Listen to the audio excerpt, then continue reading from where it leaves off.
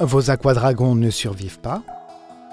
Il est normal que beaucoup d'aquadragons éclosent, mais que seulement quelques-uns atteignent le stade adulte. Sinon, nos mers et nos lacs en seraient pleins. Cela dit, pour leur prodiguer les meilleurs soins, revoyons donc ensemble tous ces points. Salinité, suralimentation, oxygène, température et ensoleillement. Utilisez la bonne quantité d'eau et ne la changez pas dans le réservoir directement. Sinon, le niveau de salinité risquerait de baisser, ce qui serait fatal à vos aquadragons. Si vous ne rechargez l'eau que par rapport à la quantité qui s'est évaporée, le niveau de salinité restera identique, car le sel, lui, ne s'évapore pas.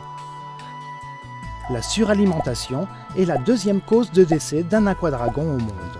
Si vous obtenez de nombreux aquadragons, nourrissez-les tous les 2 jours. Si vous en obtenez moins, tous les 3 jours, c'est suffisant. Si l'eau est trouble, c'est qu'il y a encore de la nourriture. Dans ce cas, ne les nourrissez que pendant 2 jours. Si l'eau est très claire et que les aquadragons ramènent la nourriture sédimentée à la surface, c'est qu'il est temps de rajouter une petite cuillerée. Lorsque les aquadragons nagent lentement et sans vigueur, c'est qu'ils manquent d'oxygène. Oxygénez l'eau tous les jours avec la pipette. Ou bien versez l'eau dans un autre récipient avant de la remettre dans le réservoir. Après oxygénation, vous remarquerez qu'ils nagent plus vite et sont plus heureux. Veillez à ce que le réservoir soit bien placé dans un endroit où la température est comprise entre 17 et 30 degrés Celsius ou 62 à 86 degrés Fahrenheit.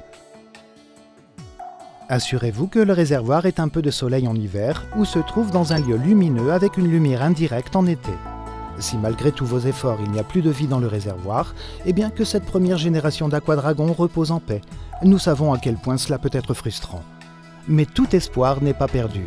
Il y a des œufs non éclos, encore en hibernation, que vous pouvez réveiller. Laissez l'eau s'évaporer totalement au soleil, puis re-remplissez le réservoir avec de l'eau. Tous les œufs qui n'auront pas éclos au premier contact avec de l'eau, et ceux portés par les femelles qui auront séché, vont éclore après être entrés en contact avec l'eau. C'est là toute la magie des aquadragons.